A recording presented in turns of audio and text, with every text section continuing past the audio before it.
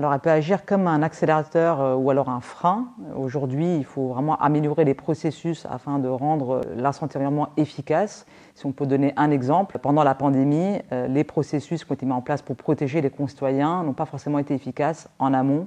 Et c'est là où il y a un véritable effort à implémenter. Donc la santé humaine est complètement dépendante de l'environnement. Elle est complètement dépendante aussi du changement climatique et de l'effondrement de la biodiversité. Et donc à ce titre, la santé peut vraiment être un moteur, un levier pour accélérer la transition écologique, aussi bien au niveau de la société, mais aussi au niveau des entreprises. Alors, probablement entre les deux, les bénéfices sont nécessaires déjà pour financer les efforts de santé et la santé est bien sûr indispensable pour avoir un fonctionnement humain et économique durable dans le temps.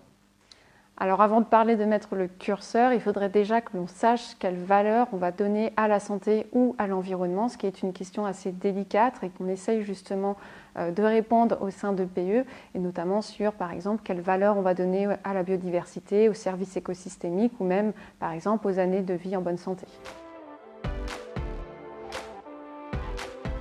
Alors là, c'est les deux complètement, puisque les entreprises, elles peuvent justement aider les pouvoirs publics, notamment en apportant un peu plus d'expertise et aussi parce qu'elles ont les moyens, c'est elles qui mettent les produits sur le marché.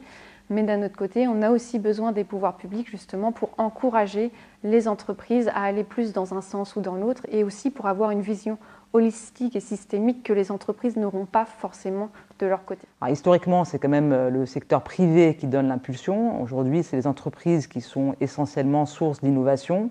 Elles doivent continuer de l'être et les pouvoirs publics doivent les aider dans la durée également et finalement de les implémenter sur le plan légal, voire fiscal.